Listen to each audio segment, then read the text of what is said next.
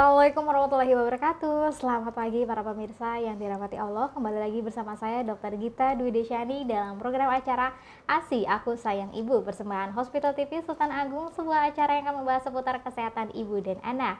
Baik para pemirsa, sebelumnya kami akan menyapa terlebih dahulu para pemirsa dimanapun Anda berada yang saat ini mungkin baru saja ingin memulai aktivitasnya atau mungkin sudah memulai aktivitasnya. Semoga diberikan kemudahan dalam menjalankan segala aktivitasnya ya hari ini. Dan tentunya kami juga sapa Bapak, Ibu, dan pasien Rumah Sakit Islam Sultan Agung Semarang. Kami tentunya mengucapkan terima kasih kepada percayaan pelayanan kesehatan kepada Rumah Sakit Islam Sultan Agung Semarang. Dan juga kami mendoakan semoga diberikan kemudahan dalam menjalankan pengobatannya di Rumah Sakit Islam Sultan Agung Semarang. Nah sahabat Risa dan juga para pemirsa dimanapun Anda berada, saat ini ASI hadir dengan tema yang baru. Dan kita sudah kehadiran narasumber dokter spesialis mata. Siapakah beliau? Tidak asing dan tentu tidak lain adalah Dr. Ati Rahmawati, spesialis mata. Assalamualaikum Dr. Ati. Waalaikumsalam warahmatullahi wabarakatuh. Bagaimana kabarnya hari ini dokter? Alhamdulillah sehat. Alhamdulillah sehat. Ya. Saya tuh kalau udah ketemu Dr. Ati, saya ingat artis itu loh dok, ustazah juga, itu Okky Setiana Dewi dok. Ya Allah, mirip banget ya, mirip banget ya. Masya Allah. Waduh kayaknya kok enggak. Iya, cantiknya, auranya. Waduh, Bismillah ya dok. Semoga solihahnya ya Mbak Gita ya. Ketularan ya dok ya. Amin, Amin ya robbal alamin. Nah dokter Ati ini kan spesialis mata ya dok ya. Nah karena kita di ASI ini ada mau membahas tentang katarak pada mata, katarak pada anak-anak nih dok. Nah karena orang lain kan kadang-kadang mungkin masih berpikiran enggak mungkin anak-anak bisa kena katarak seperti itu. Apakah benar katarak itu bisa juga teridap atau mungkin pada anak-anak juga? Bisa di-sharing-sharingkan kepada kita seperti itu dok. Silahkan dokter Ati. Ya, terima kasih Mbak Gita. Ya. Jadi katarak itu memang tidak hanya penyakit orang tua ya, Mbak Gita dan Bapak Ibu semuanya. Jadi memang bisa diderita oleh anak-anak bahkan sejak lahir, sejak bayi, sejak lahir atau pada masa perkembangan sehingga remaja. Jadi bisa dikatakan katarak itu bisa diderita oleh semua usia termasuk anak-anak. Gitu. Baik, jadi intinya segala usia bisa terkena. Ya, Cuman katarak yang bagaimana nih ya dok ya, pasti betul. pertanyaan seperti itu. Ya. Nah lalu sebenarnya kalau misalkan umumnya penyebab katarak pada anak-anak ini biasanya seperti apa dok? Nah memang katarak ini kalau pada anak Mbak Gita, seperti tadi yang saya sampaikan, memang bisa terjadi pada saat begitu bayi lahir, itu namanya adalah katarak kongenital ya. Jadi sudah bayi lahir sudah langsung ditemukan kataraknya. Bisa juga dalam perkembangannya, misalnya pada 1 tahun pertama ya katarak infantil. Kemudian juga pada saat perkembangan mata anak itu pada awal-awal masa perkembangan sampai dengan 5 atau 7 tahun. Kemudian juga bisa pada saat remaja. Nah penyebabnya kalau yang katarak kongenital yang bawaan lahir itu memang sebagian besar dikatakan adalah genetik. Bawaan ya? Ya bawaan, jadi memang ada keturunan gitu ya, gampangnya ya dari orang tuanya. Kemudian bisa juga memang dipengaruhi oleh sindrom, jadi memang ada berhubungan dengan penyakit-penyakit yang pada organ-organ yang lain ya, termasuk yang disebabkan oleh rubella misalnya ya, infeksi pada saat kehamilan. Kemudian juga bisa juga disebabkan oleh karena kalau misalnya anak sudah beranjak mungkin sudah masa kanak-kanak ya, itu bisa karena trauma misalnya, cedera, dan juga memang banyak juga yang tidak diketahui sebabnya. Gitu. Jadi atau idiopatik ya kalau istilahnya di kedokteran ya. Berarti cukup variannya banyak juga ternyata ya, dokter ya. Tapi cukup menarik dok kalau yang tadi karena bawaan seperti itu. Tapi kalau misalkan kita mendetail lagi sebenarnya usia kehamilan pada saat kelahiran, maksudnya usia angka kelahiran, aterum, preterum itu mempengaruhi juga nggak sih dok untuk terjadinya katarak? Gitu? Kalau mungkin itu kalau yang untuk prematuritas nanti berkaitan dengan retinopathy of prematurity ya Mbak Gita ya. Tapi kalau untuk katarak ini seperti tadi yang saya sampaikan, jadi mungkin yang perlu diwaspadai adalah infeksi pada saat dalam kandungan yang seringkali tidak disadari oleh orang tuanya, ibunya ya, mungkin ibunya hanya demam ringan atau mungkin dengan bercak-bercak yang mungkin tidak terlalu dirasakan gitu ya, tapi ternyata pengaruhnya ke janin. Nah itu salah satunya bisa menyebabkan katarak itu tadi Mbak Gita. Baik, berarti malah penyakit yang diidap ibunya pada saat masa kehamilan itu ya, faktor resikonya cukup tinggi juga ya, terutama yang tadi penyakit rubella tadi ya dokter ya.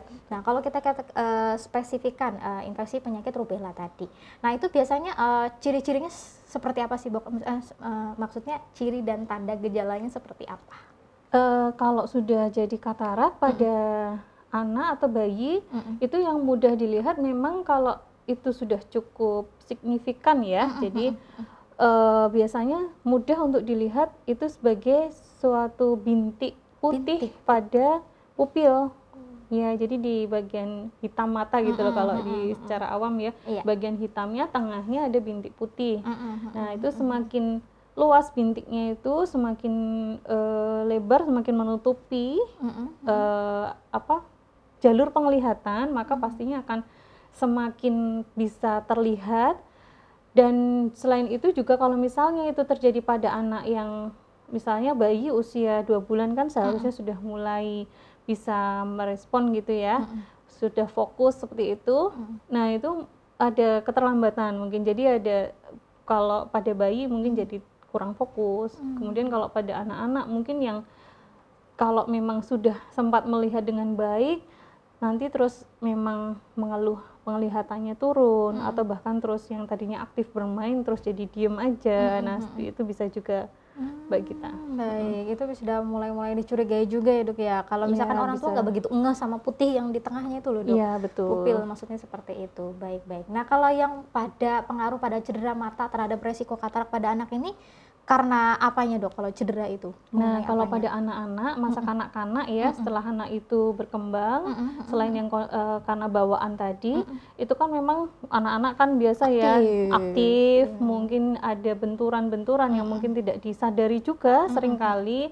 Nah itu yang kemudian menyebabkan katarak, pembentukan katarak yang terjadi awal seperti itu, atau mungkin memang trauma ya betul-betul kena mata ya, trauma yang benda tajam seperti itu seringkali cepat menyebabkan katarak.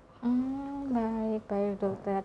Tapi untuk penanganannya ke depannya atau mungkin pemeriksaannya apakah sama dengan katarak bawaan atau karena penyakit atau yang karena trauma itu pemeriksaannya hampir sama aja nggak dok? Ya kalau untuk pemeriksaannya saya rasa memang hampir sama ya, memang harus diperiksakan ke dokter, terutama ke dokter spesialis mata.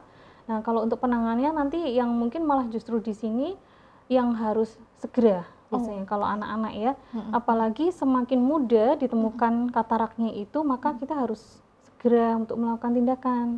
Karena resikonya kalau dibiarkan, karena mata anak itu masih tumbuh ya, baru belajar untuk melihat, apalagi yang itu terjadi dari sejak bayi baru lahir tadi, resikonya adalah bisa terjadi amblyopia atau mata malas yang itu berat seperti itu. Jadi meskipun sarafnya kondisinya baik, tapi kalau operasinya itu ditunda, nah seringkali nanti malah sudah terlanjur mata malas dan itu sulit untuk diobati seperti itu. Baik. Jadi mungkin perbedaannya itu ya. Kalau misalnya orang tua mungkin katarak tidak ada komplikasi yang lain-lain, setelah dioperasi langsung bisa jelas lagi. Tapi kalau anak-anak tantangannya masih panjang.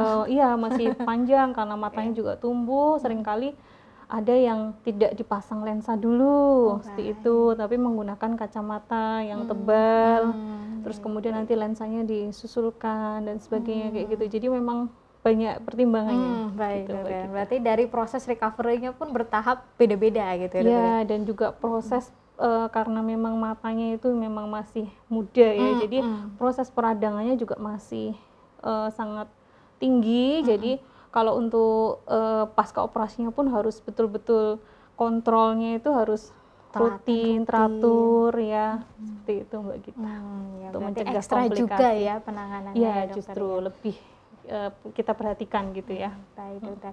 Tapi ada kondisi tertentu nggak sih dok yang misalkan aduh ini udah kataraknya udah nggak bisa diapa-apain atau mungkin tidak bisa dioperasi, apakah ada kontraindikasi operasinya atau seperti apa dok keadaan tertentunya gitu? Kalau kontraindikasi operasi biasanya kita mempertimbangkan kalau memang ada kondisi medis yang berat sehingga tidak bisa dilakukan pembiusan ya, tapi kalau misalnya masih bisa dilakukan pembiusan, kita lakukan pemeriksaan misalnya dengan penunjang USG misalnya ya, kondisi sarafnya kita perkirakan masih baik, tetap akan kita lakukan operasi meskipun bisa dibilang terlambat pun ya, karena harapan itu masih bisa melihat ya, harapannya masih bisa melihat kayak gitu, tetap kita usahakan untuk dilakukan tindakan gitu. Baik, berarti diupayakan yang penyerta-penyerta lain diperbaiki dulu ya dokter ya, sehingga bisa langsung dioperasi seperti itu. Oh baik, luar biasa ya dok ya. Baik dokter, berarti kalau kita bisa ambil kesimpulan sedikit nih dok ya dari sharing kita tadi, bahwasanya varian dari katarak yang bisa terjadi atau teridap pada anak-anak ini cukup banyak ya, mulai dari bawaan, bahkan bisa didapat karena trauma, ataupun didapat pada saat penyakit ibunya saat masa kehamilan. Nah tentunya penanganannya juga berbeda-beda variannya seperti itu. Nah tapi kadang-kadang nih dok, bagaimana sih cara kita untuk memotivasi orang tua nih dok pada saat proses recovery atau mungkin pemulihannya? Karena tadi ada catatan bahwa recovery atau pemulihan tiap anak nih kan berbeda-beda seperti itu. Ini gimana dok? Tips dari dokter nih? Iya, mungkin yang paling biasanya membuat orang tua kaget itu kalau misalnya katarak kongenital. Kita harus mungkin karena kita harus melakukan operasi sesegera mungkin ya. Jadi itu kita pastinya mengedukasi orang tua itu cukup ini ya, karena berpikir masih bayi sekali harus segera dioperasi, apa nggak bisa ditunda seperti itu ya.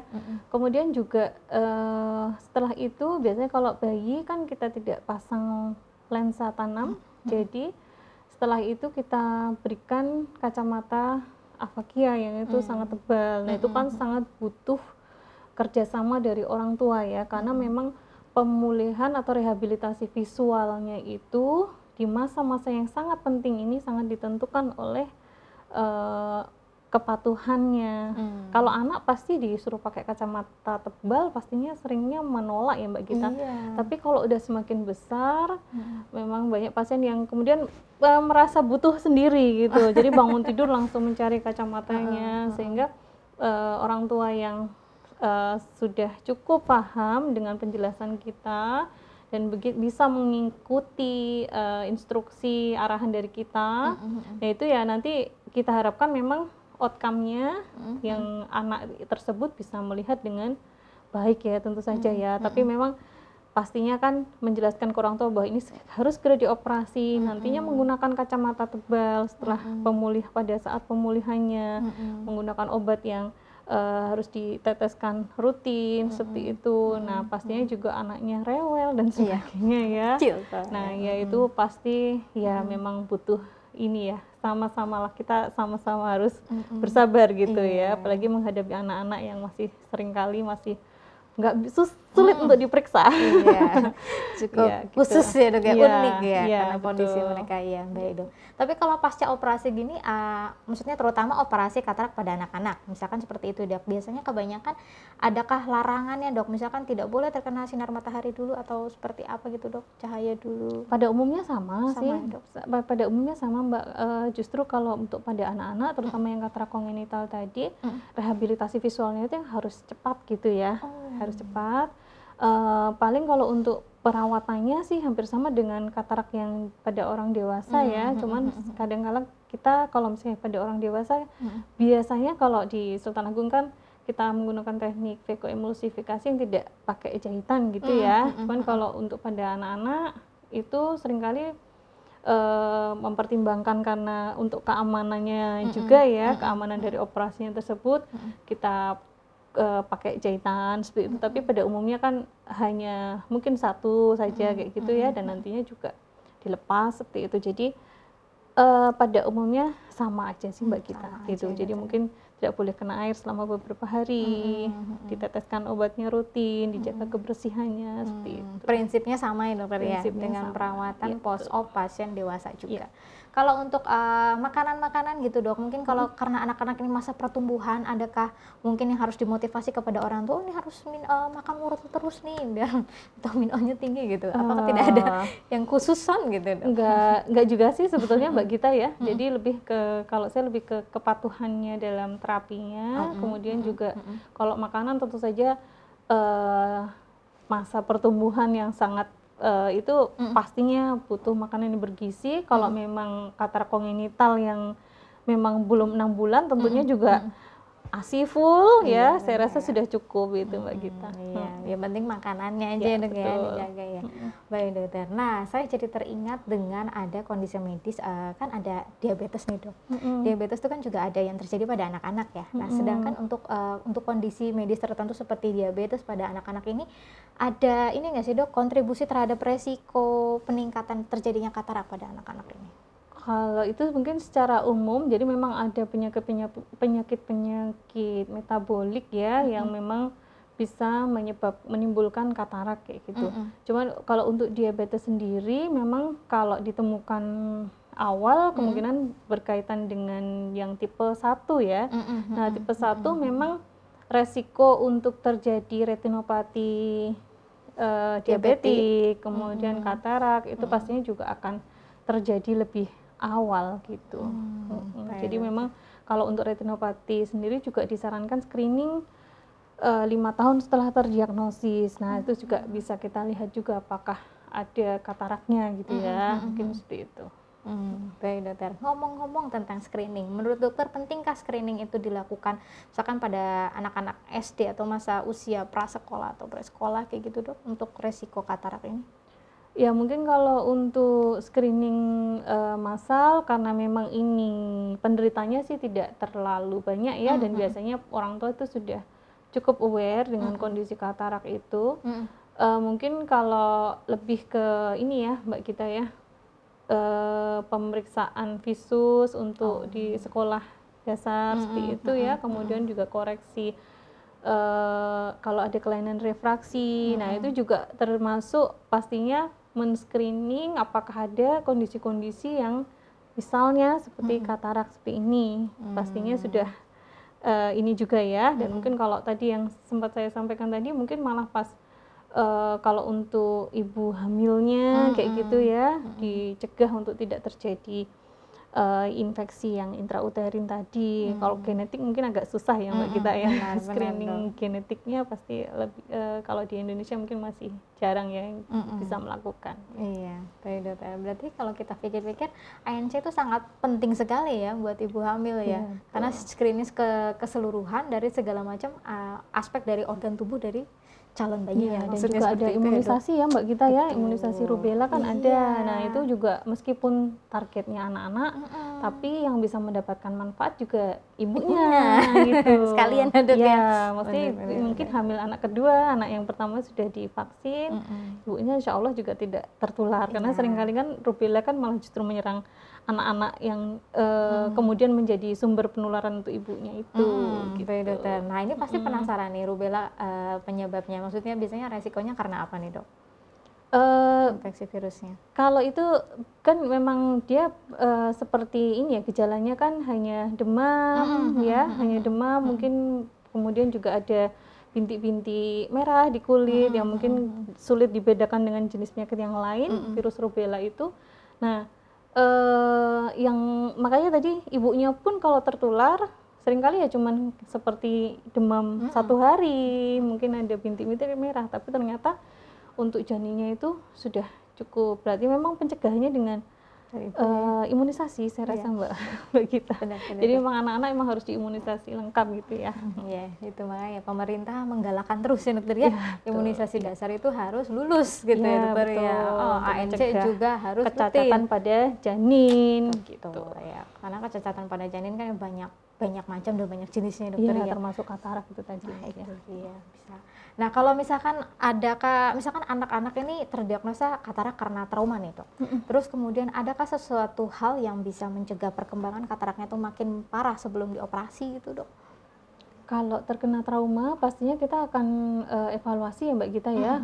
Jadi kalau misalnya apalagi trauma yang langsung, trauma yang tembus, pastinya kan harus kita tangani dulu untuk keamanannya dari infeksi kayak gitu ya. Nah, kemudian nanti kalau memang muncul katarak pastinya juga dan itu signifikan mempengaruhi penglihatannya, menyebabkan penurunan penglihatan, pasti juga akan kita tangani juga ya. Kalau untuk trauma seperti itu, kalau misalnya trauma tumpul yang kadang memang tidak disadari, kadang mungkin benturan yang tidak disadari kayak gitu, itu memang kadang juga tidak hanya katarak ya Mbak Gita ya, tapi ternyata di sarafnya, mungkin ada kelainan. Jadi memang anak-anak kan memang kadang sulit ya mengungkapkan apa yang dikeluhkan, takut dimarahin, apalagi traumanya karena mungkin habis main jatuh, atau mungkin berantem sama temennya, kayak gitu ya. Jadi memang komunikasi memang harus dibangun dengan anak agar anak itu terbuka gitu ya, untuk bercerita kayak gitu. Kalau trauma yang memang berdarah-darah pastinya kan udah pasti langsung dibawa, langsung ditangani gitu ya. Ya intinya dipulihkan dan diamankan. Karena memang cukup tinggi juga kejadian kecacatan mata ya akibat trauma gitu pada anak-anak. Iya, apalagi aktif ya dok ya. Iya, makanya. Aduh, baik dokter. Tapi kalau itu kan trauma karena benda tajam atau tumpul seperti itu ya dok. Karena kalau misalkan trauma karena bahan kimiawi gitu dok, bisa ada resiko ke katarak juga dok? Kalau trauma bahan kimiawi, kalau biasanya yang rusak terutama di bagian permukaan matanya dulu ya mbak kita ya. Kena ya dok ya. Ya, permukaan matanya itu korneanya apalagi terutama ya, kemudian juga konjungtiva di permukaan matanya itu. Nah itu memang kalau cukup berat, nah itu memang juga akan menyebabkan kebutaan, tapi biasanya korneanya dulu malah mbak kita. Kena serangnya depan. Iya, kornea dulu. Jadi ya itu juga sulit juga untuk ditangani, makanya harus cepat langsung dok ya. Irigasi ya, mungkin dibilas gitu di UGD, kemudian juga ditangani dengan intens. Untuk mengurangi ininya dulu ya dok ya, untuk mengeluarkan cairan korosifnya. Iya, betul. Oke, baik. Nah dokter, tidak terasa kita sudah di penghujung acara nih dok. Nah tentunya sahabat Risa di sini yang paling penting adalah ingin meminta tips atau pesan-pesan kepada sahabat Risa nih dok terkait katarak pada anak. Silahkan dokter Ati. Ya. Jadi sahabat Risa, untuk katarak pada anak ini tidak usah terlalu khawatir gitu ya. Cukup kalau memang melihat tanda-tanda kelainan pada mata anak yang seperti tadi saya sebutkan, misalnya bintik putih pada mata anak, nah itu segera diperiksakan saja gitu ya.